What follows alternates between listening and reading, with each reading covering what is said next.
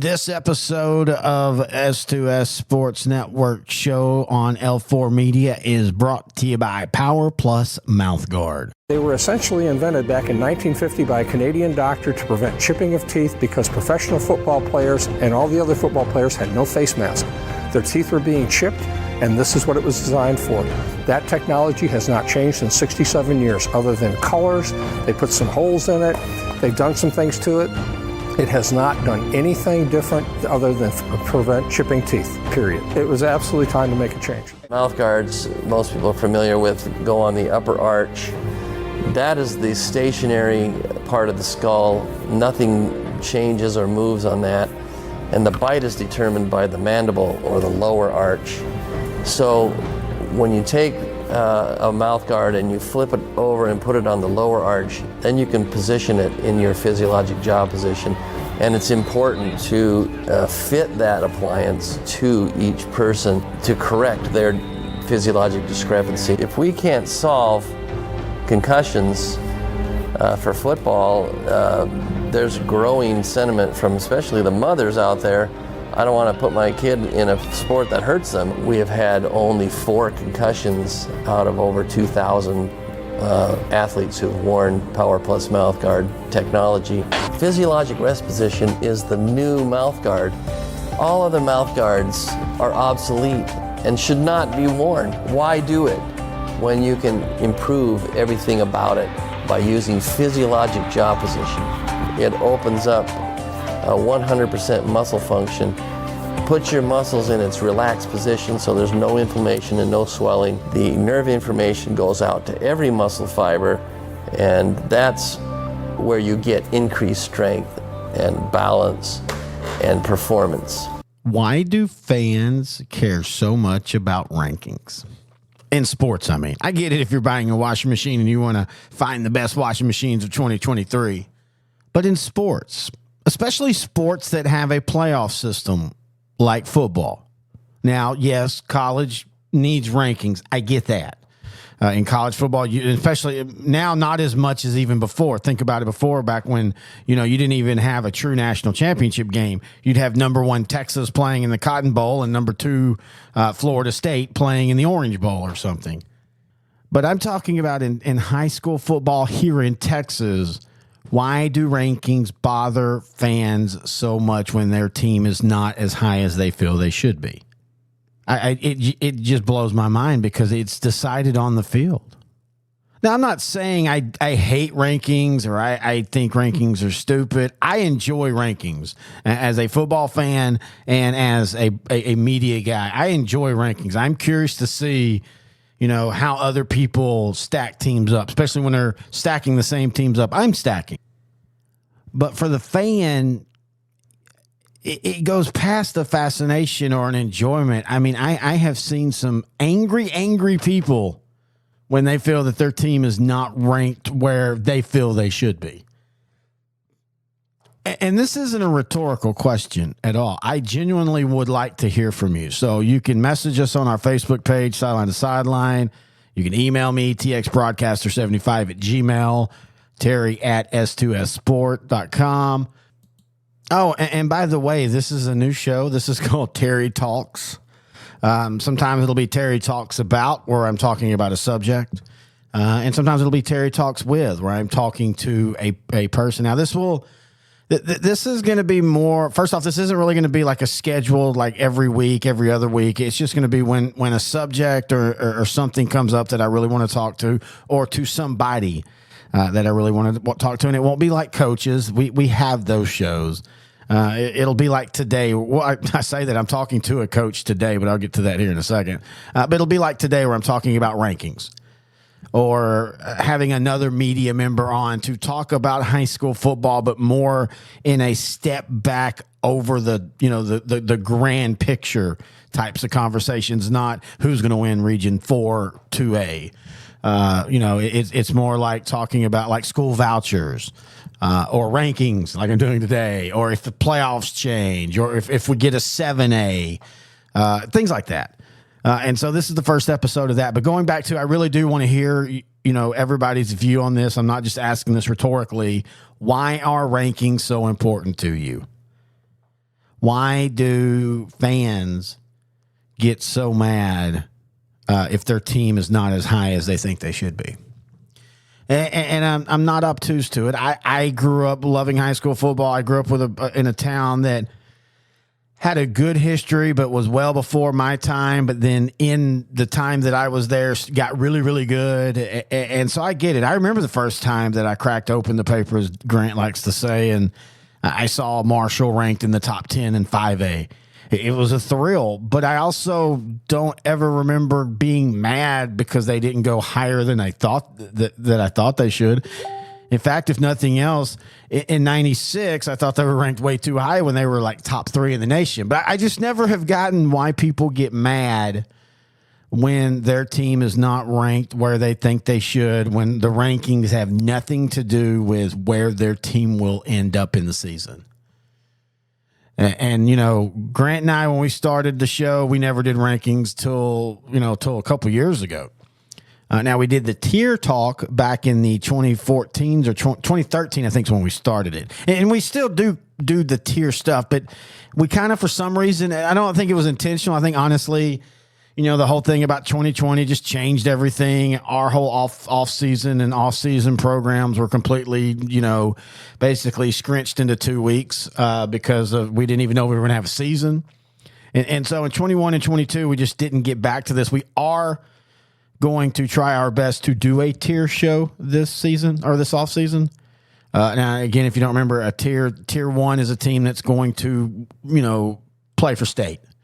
The region final is that should be at least where they go. And then tier 2 were teams that, hey, if there's an upset or if the bracket breaks right, yeah, they're really good and they could easily be a team that ends up playing in Arlington. Or region 3 or tier 3 was, you're just happy to be in the playoffs. Or I think no, tier 3 was a dark horse. And then tier 4, I keep saying regions. Tier 4 was then considered just happy to be in the playoffs. Now, tier 3 and tier 4, I think we did that for 1 or 2 years, and we stopped. We just focused on tier 1 and tier 2. And the reason we like doing it that way, and I still prefer that, is you're not trying to separate teams, 1, 2, 3. You're grouping teams, because to me that's the easier. Well, I don't want to say easier like it's a cop-out. I think it's the better way. I think grouping teams together is a better, more valid way to talk about the talents and how good they are compared to other teams than trying to go in numerical 1, 2, 3, 4. Especially in today's era, where we have the divisions. And so, I mean, you go past the top 6 teams in the divisions and you're starting to get into just a muck where the difference between the 13th place team, if you're doing a top 20 poll, I guess technically a top 16 poll, a top 16 poll, the difference between the 13th place team and the 9th place team is just arbitrary. And again, so that goes back to why I don't understand why fans get so heated about the rankings. It's all arbitrary.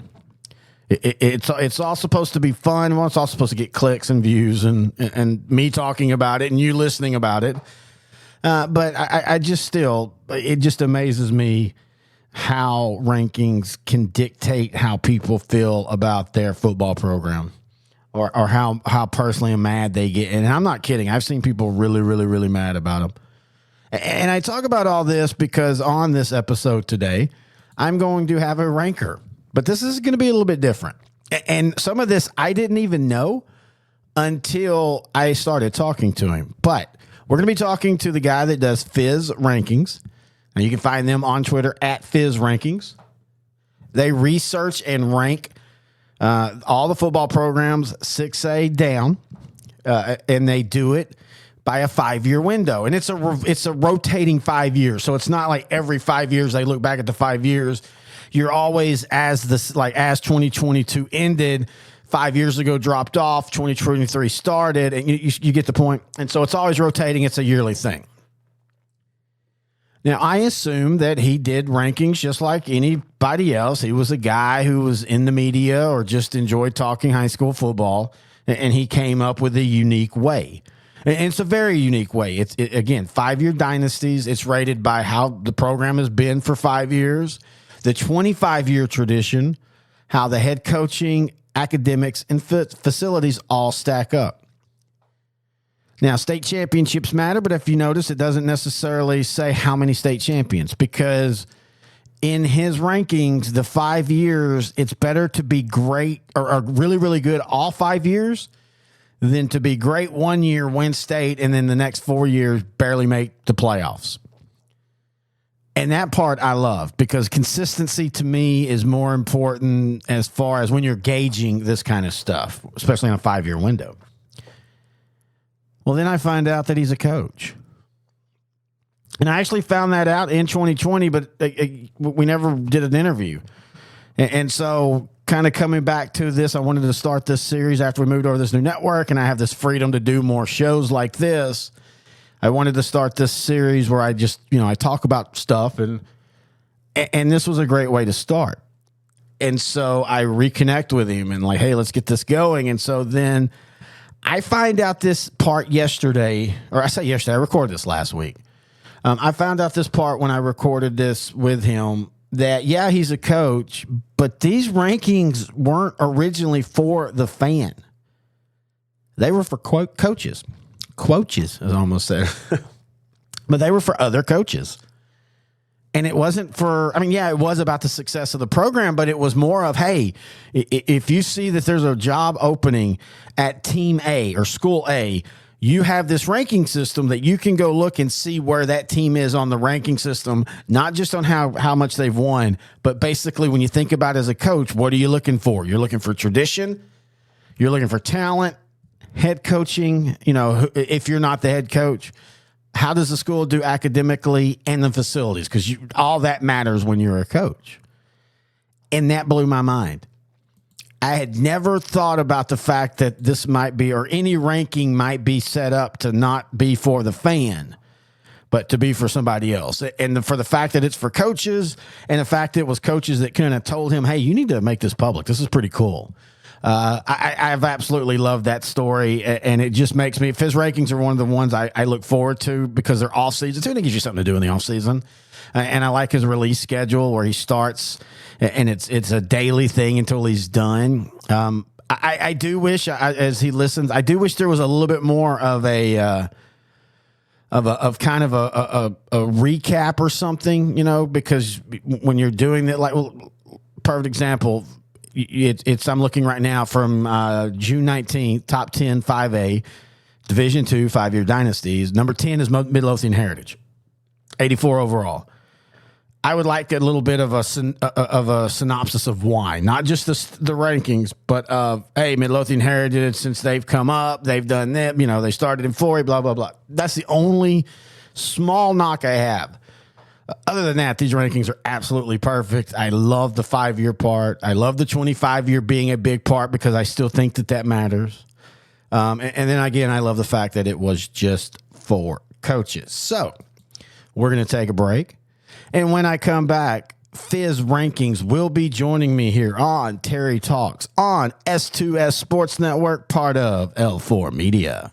Here at L4 Media, we talk high school football, 4A, 3A, and 2A in Texas. We talk East Texas sports. We talk NFL, guy talk, movie, and booze. We also talk wrestling and so much more. Terry Bennett back here on S2S Sports, part of L4 Media Company. I'm now joined on the phone by the guy that has created a ranking system that I think is very unique compared to all other ranking of high school football in the state of Texas. It's not a yearly thing. It's not even a couple years. It's a 5-year window. And we're now joined by Fizz of Fizz Rankings. You can find them on Twitter at Fizz Rankings. And before we begin, just kind of explain what your ranking system is. All right, Terry. Well, I do want to congratulate you though on your podcast. I listened to a few of your podcasts. Thank you. And you got it going up in April. So I want to throw that out there. Congratulations on promoting Texas high school football. It's a big thing for all of us here, but just to answer your question, how it got started, I'm a coach, I current coach, and when I started coaching, I wanted to land in a good area, and one of the things I heard a lot were oh, they got good kids over there. You can go work over there. Or I'd ask questions about the coaches. Oh, they're good people, and I heard that a lot, and I was hesitant. I was a little bit older than college age. It was second occupation, if you will. And so I decided to look up some of the area coaches, and I liked what I saw, and I was actually pretty interested in where it's leading, and I kind of did that for the area, and then I thought, why not do it for another area? Why not do it around another big city and another big city? And then next thing I know, I'm got this big old spreadsheet, if you will, of schools across Texas, and I just decided, heck, I got 500, might as well get the other 1,000. And so it became a labor of love and interest, and it's just something that's built for about a decade now.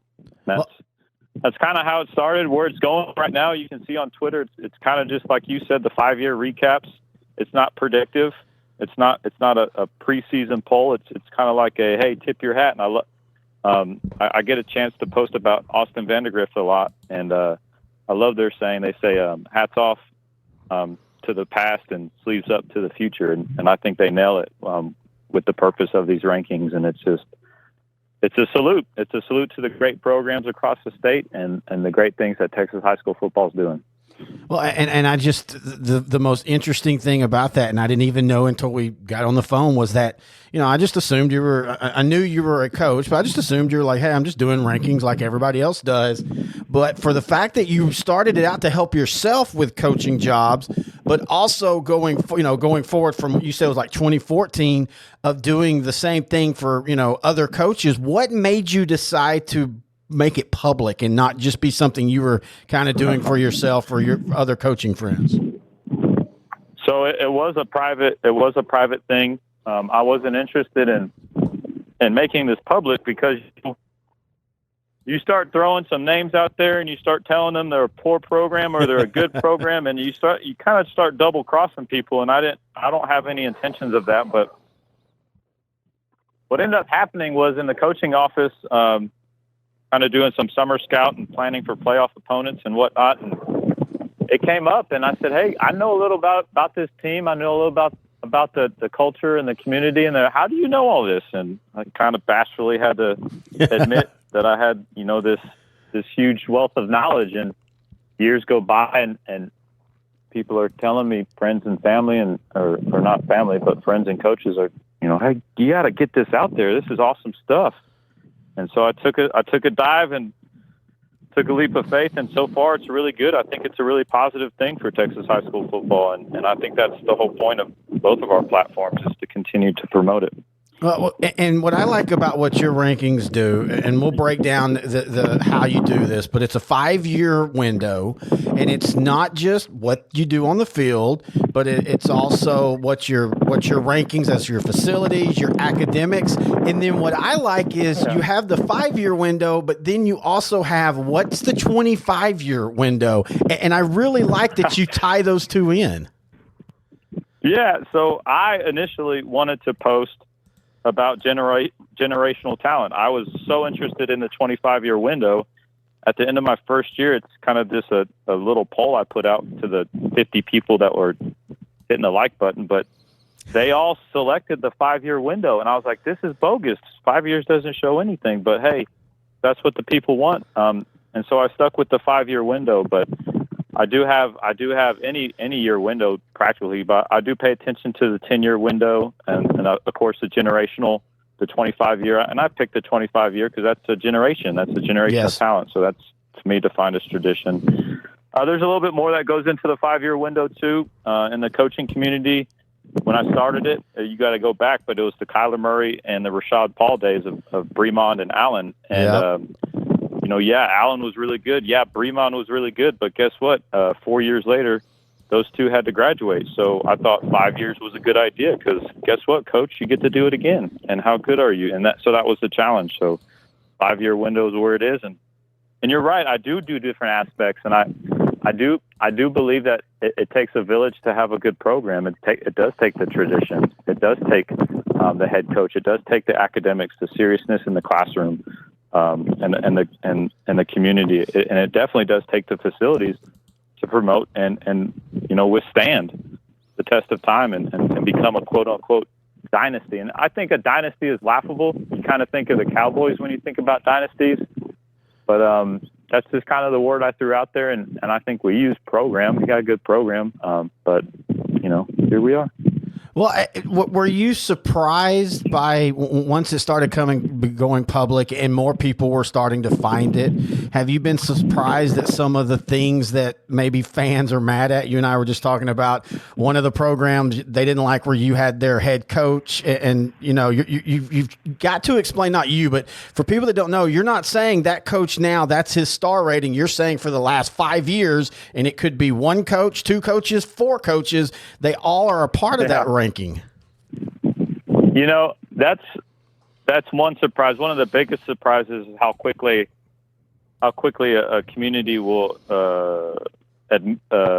forget about a previous year. Yes, and there are plenty of really good programs right now that have won 2 or 3 straight state championships, have been 4 or 5 rounds deep for the past 3 years, but they quickly forget about the 4th and the 5th year. And I think I learned this from the coach that kind of grew me in my younger days, but he kind of always told us, hey, harder for longer. And if you're a music buff, it's a long way to the top if you want to rock and roll. So I do value that aspect of Texas high school football, because you can jump around and you can move around and you can have a really good year and then bottom out. There's plenty of programs that do that. But I value, and the coaches around me value, harder for longer. Are you going to be around in the 5th year? Are you going to be around in the 7th year? And so that's the perspective.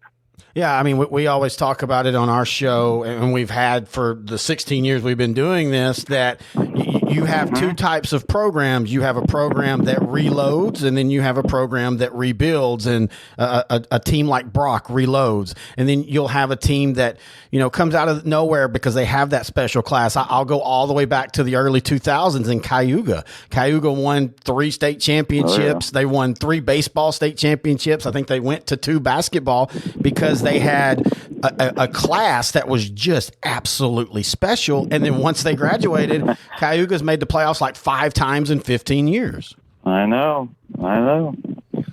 So when you, I think one of. Go ahead. I'm sorry. Go ahead. No, go ahead. Go ahead. Finish. Oh, I was going to say, I think one of the hidden recipes, and this is why I promote it, is the strength of the student, because they are student athletes in the classroom. Mm-hmm. And that's kind of what made me invest a lot of time into academic rankings.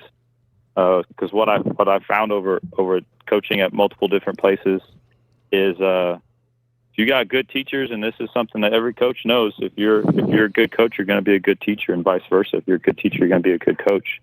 So it's almost a testament to the reason why we're here as coaches is to educate, and the reason why we're doing what we're doing is because we love the children that we're around, not just on the football field, but you also hold them accountable in the schoolhouse. And so I found, just looking at this stuff from a numbers perspective with no intimate relationship with any school, but I have found that the schools that invest time and focus into academics are the schools that generally stick around, generally have the sustained success, if you will. No, I totally agree, and I do think it's a little, looking through all the people replying, hardly anybody talks about what their academic rating is, but you're exactly right, especially, and again, for me that covers 4A and below, you lose one kid, it can completely derail your season if you lose a kid to grades. And now, of course, it's harder now to lose kids to grades because they allow a lot more different overlapping of like how many grades you get in a season, but still, academics not only being eligible, but just being smart and being able to decipher stuff on the football field, because we're in an era now where high school kids have to process way more on the football field than they did even when I was playing back in the early 90s, late 80s. Oh yeah. So I totally agree. And no, go ahead. Just to add to that for a bit, if you want to kind of turn to the next ranking in facilities, I see some really phenomenal communities investing in their children in the facilities, and I wanted to honor that this year. I've had facility rankings, I wasn't quite sure if it was something that should be released. But you see some of the phenomenal facilities across the state. I could pick any region and just talk about them, but Refugio, one of the smallest little towns in Texas, and they have committed so much to their athletic program and to promote their athletes. That's a humongous tip of the hat, and that's something that I wish I could shake the school board members' hands of and saying, look at you, good for you, giving your students, giving your athletes an opportunity to feel welcome and to feel appreciated and to feel as if they really do represent your community. So there's all these little small towns across Texas, 2A, 3A, 4A. If I'm into the 6-man rankings now, some of those that are 5 stars in the 6-man rankings on my Twitter feed, their facilities are ridiculous. Yeah, Ranking the Red Devils, they are just. I just once again I tip my hat to the adults because the amount of support they give their students and the amount of love they give their students, it's just amazing. And that's something every child, every young man or young girl young woman should experience when they're growing up in their formative years. So I want to applaud them for their facilities too. Yeah, I mean, you can say it's a sad state, but it's just true. You've got to spend money to win. You don't have. There are a lot of programs that I have been around that have all the talent, but they have none of the support, whether it be moral, financial, academic, and those teams don't win. If you took that same team, moved them over to a different town that would support them, you would see a completely different arc of that team. And whether it's fair or not, you've got to have the facilities. You've got to have the academics. And those are the foundations before you even get on the field that starts the success of the programs. I love it, Terry. I love what you're saying. I totally agree with you. And you say it from a different perspective, but I totally agree with you on all that. I did want to mention at some point that I can do all these facets of rankings, but I can also look into regions. I can also look into decades and, like I mentioned before, generations of talent. I can look upon past coaches, and that's one of the biggest questions I get from fellow coaches is, oh, you remember that guy from the 80s? What was his ranking? And it's awesome because I can pull it up and I can tell him, like, hey, your dad, by the way, your dad was about an 88 as a head coach, and you should see the faces of his daughters or his sons and just, man, I knew my dad was great. And that's an awesome aspect, too, for the people that know me personally that can have that information. And that's what it's all about. That's Texas high school football. Well, I was going to ask you, when you're doing these rankings and you're starting out, and I know you've already got a basis because you're doing this every year, but it's for a 5-year window. Do you reach out and talk to other people about, like what do you think of this program and what they're doing, or is this all just on what you see? I have a few connections. I don't have a deep set of connections like you as a podcast or as an actual real character in life. So I do have connections at multiple levels. I mentioned, I think 3A, 4A, 5A, 6A are the levels I've coached at. I've also officiated. So I've seen a lot of towns. I've met a lot of people, and I kind of have, I guess, an amateur thumbprint on this aspect.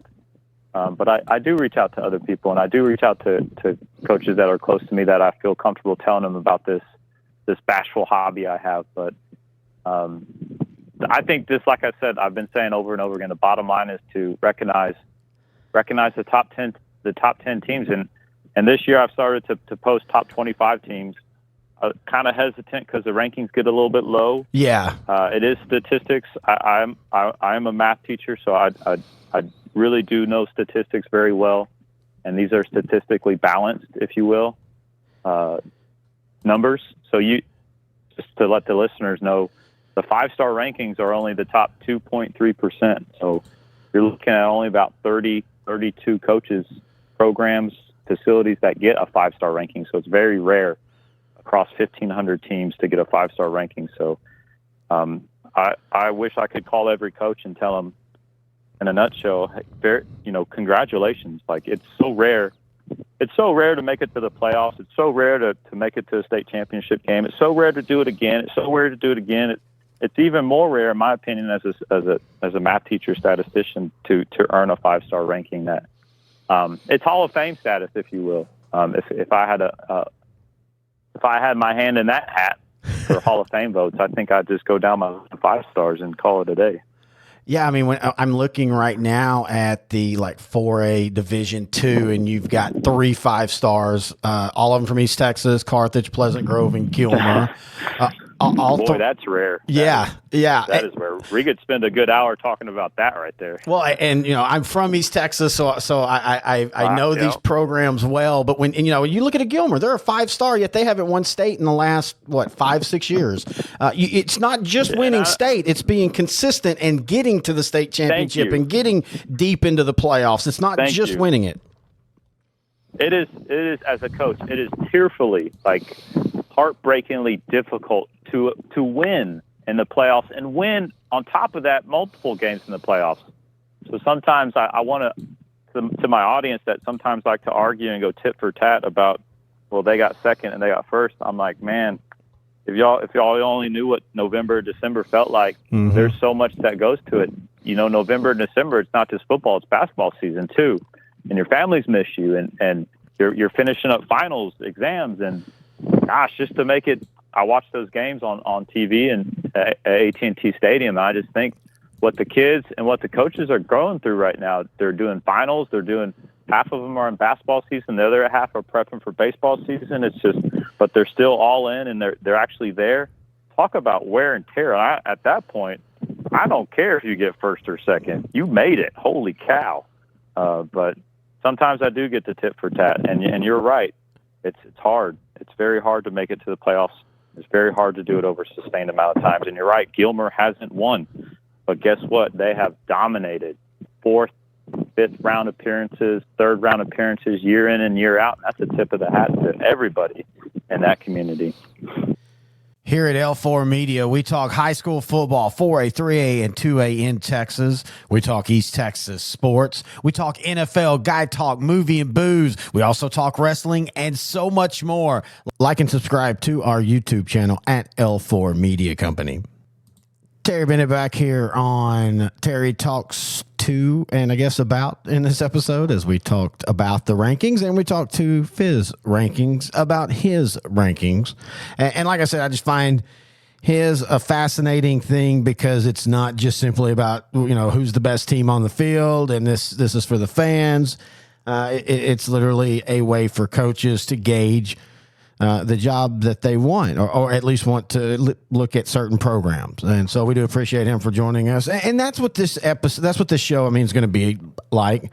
I'm talking to a couple of other media members about coming on, but we're not going to be talking about 2023 football. Let's talk Gilmer. We're going to be talking about more overarching issues, situations, things, thoughts about Texas high school football.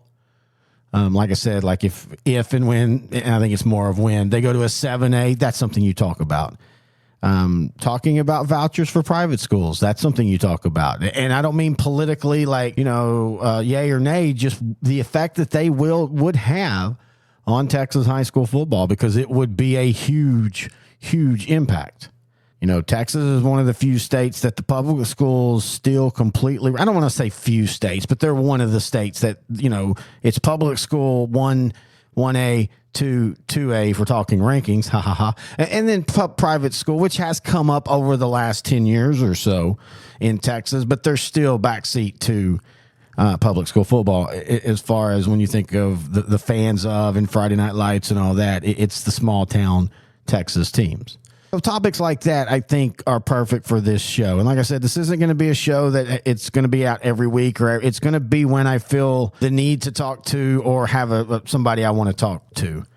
And that way, if you don't force the show, then you don't start forcing subjects, in my opinion. Now, if it comes out to where there's just enough stuff to talk about every week, well, then, yeah, we'll think about making it weekly in the off season. I don't know if I'll do it in regular season, just because of the time and how many other shows we will be doing this year. But maybe, if something big happens, y'all remember a few years ago when the football player hit the official, that was a pretty big thing. That would probably be something we might talk about. But other than that, I do appreciate you joining me for this inaugural episode of. And again, I thank Mr. Fizz for his Fizz rankings. Again, you can find him on Twitter at Fizz Rankings. That is FIZZ Rankings. If you follow us on Sideline to Sideline, just go to our profile and you can find them there as well. And of course, this show is going to be posted on Twitter, so you can just click it there. But I thought that was very insightful. And again, if you have any questions, thoughts, or comments for me, email them to me, txbroadcaster75@gmail.com, or you can email them to my S2S email, terry@s2ssport.com. Find us at s2ssport.com or on Facebook. Just type in Sideline to Sideline or L4 Media or both, like both of us. Man, our Sideline to Sideline Facebook page has been blowing up. We're about to hit 8,000 subscribers or likes, whatever you call it. 16,000 total people follow us. Our YouTube channel, wow. Over the last 28 days, we've gotten 21,000 views, and a lot of that's the OutDrank The Coverage stuff where we're talking, Dallas Cowboys, NFL, me and intern Noe, but you also have Off the Ropes, talking wrestling from the Disrespect Sports Network. Check them out. If you like wrestling, they're fun. And then I put these shows on as well. I've got Coach Clay Baker and on the Move series where we're talking to coaches who've moved from a job to another job in 4A, 3A, and 2A. So check out our YouTube channel at L4 Media Company. Like and subscribe to it, so you know when content comes out. Also, because it really, really does help us as we try to get that channel to where we can start getting national advertising brands and all that kind of fun stuff. You've got to be able to diversify in today's multimedia world, and that was one of the reasons why Grant and I came over here, is because we're being allowed to do that. And so help us out. Y'all are following us over amazingly, and we appreciate that. Our numbers are amazing, and we really appreciate that.